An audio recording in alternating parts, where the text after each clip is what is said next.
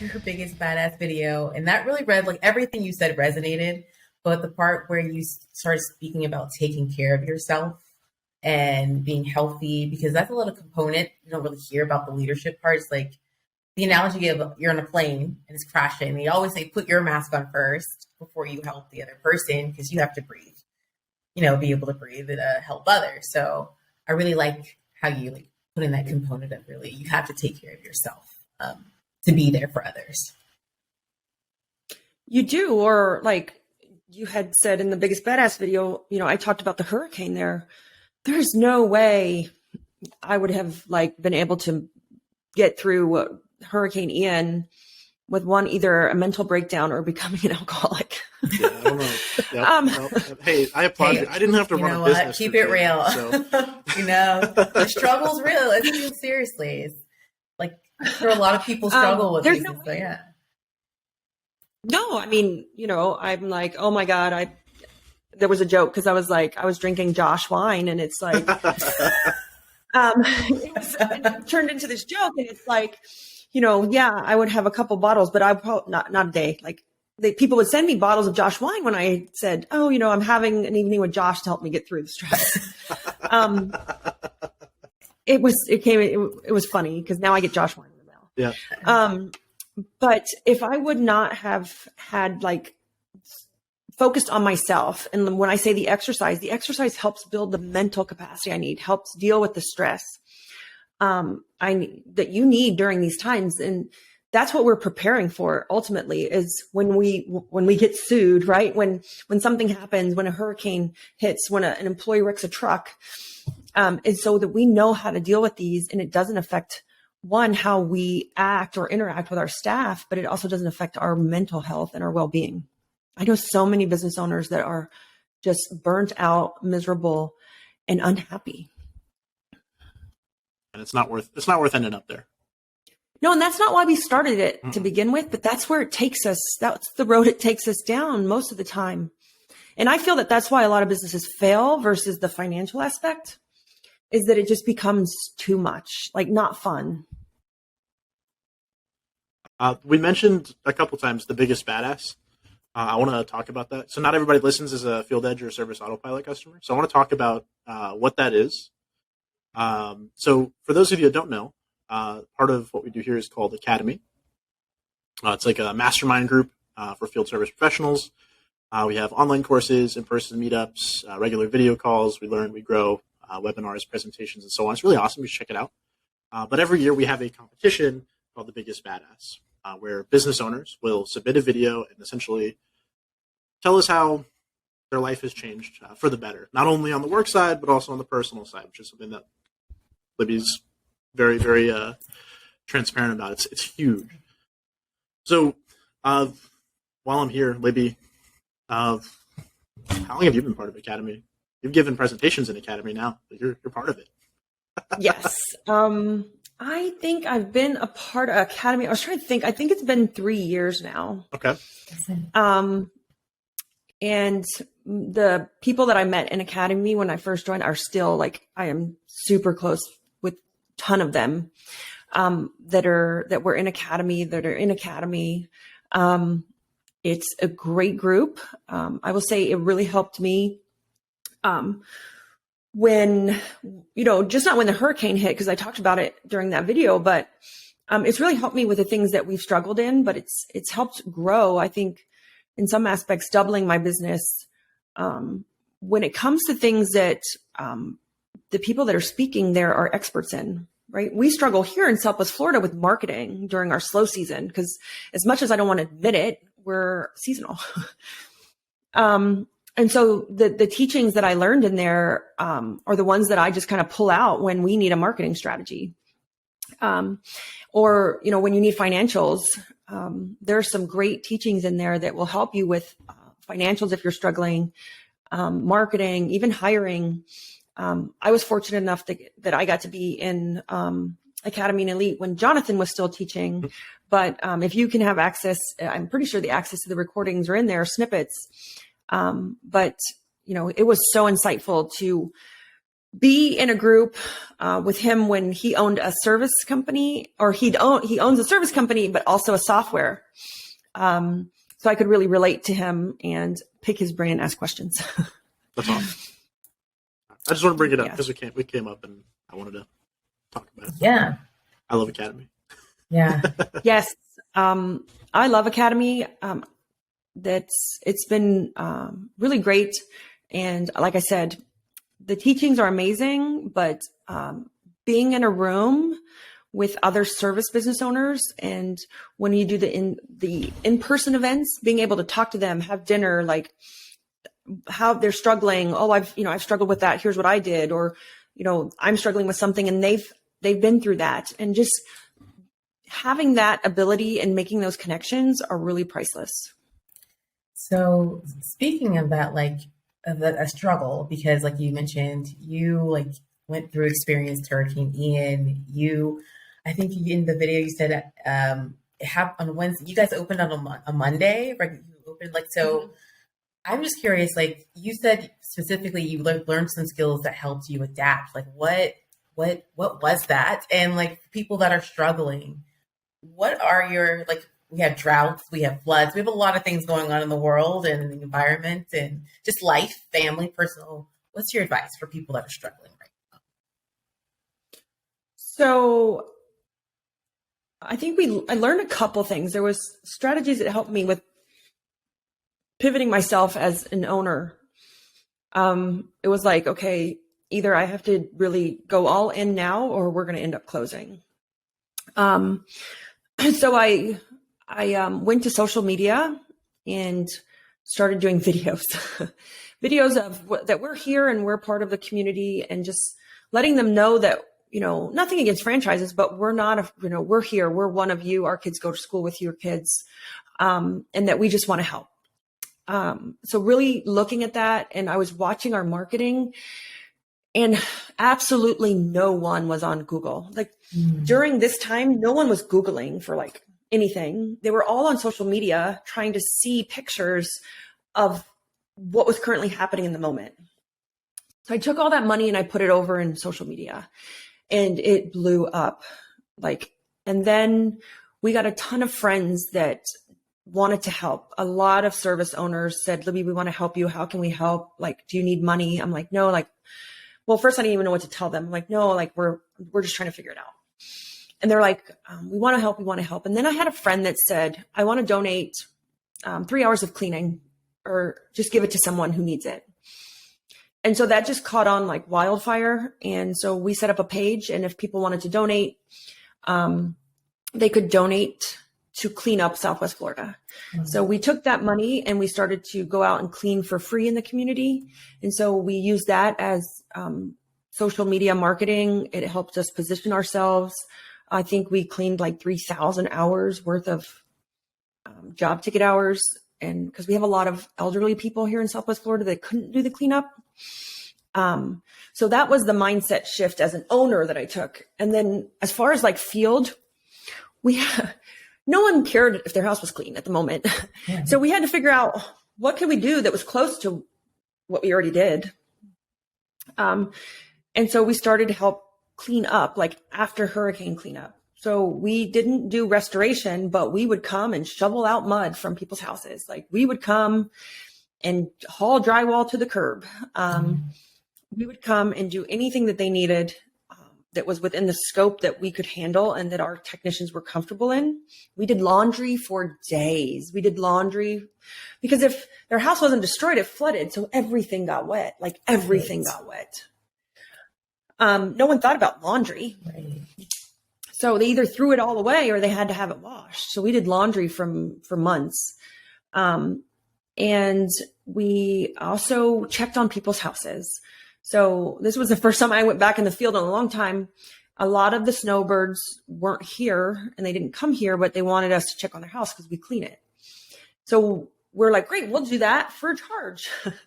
And so what we did was we took together this process and we would go record footage of the home. We'd take pictures. They're like, and we charged them our minimum to go. And so we could send our technicians to do it because it was super simple. It was super easy.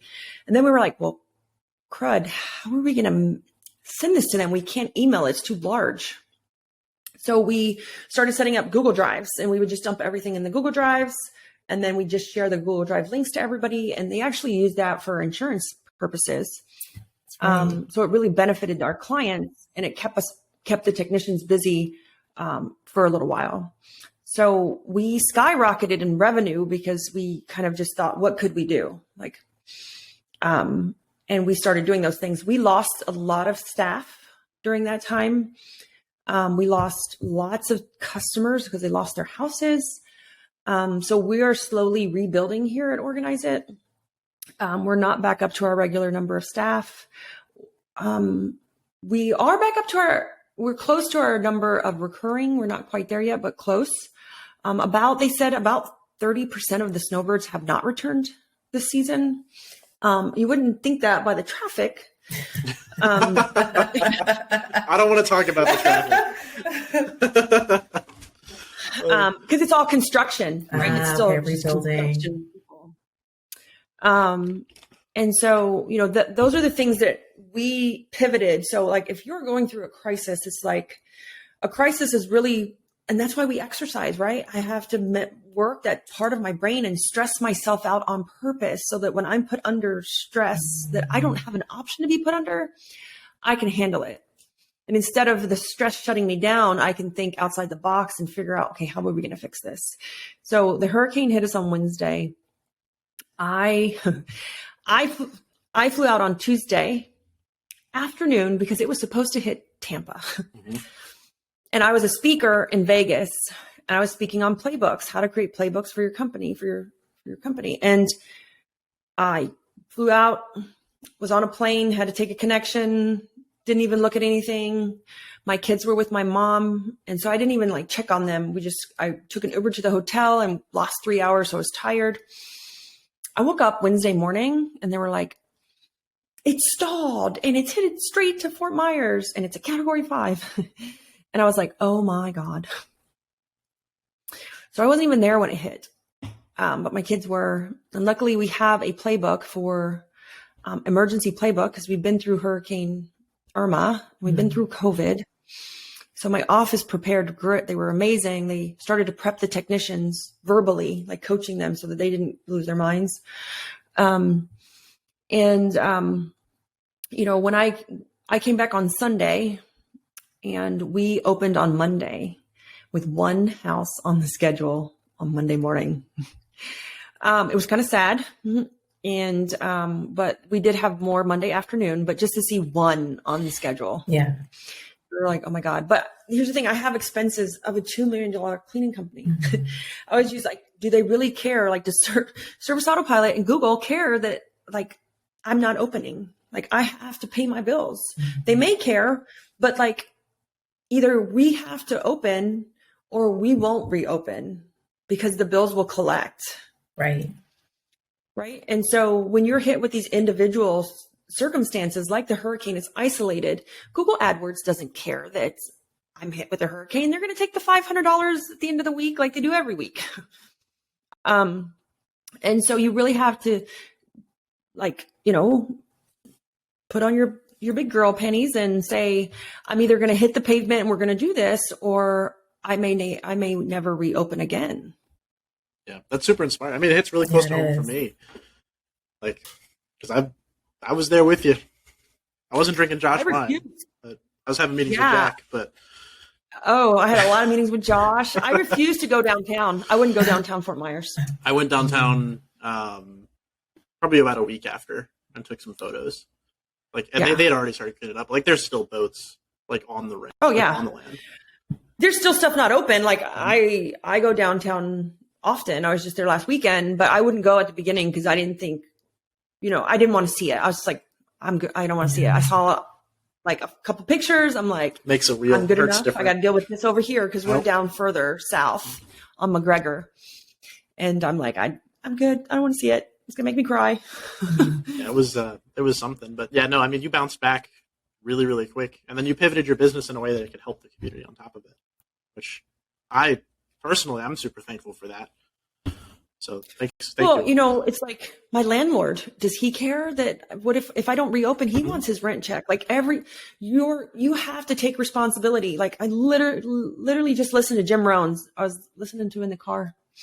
And it was like, when you really make it to the next level, you have to start taking responsible for the irresponsible or the unresponsible. And so I'm like, we have bills to pay. Like we have to figure this out. It doesn't matter that it's not my fault. Right. Right. It doesn't matter. It happened to everybody, but I still have to be responsible for the things that are coming. Right. It's like you have to find the opportunity in your opposition and adapt. Like, yeah.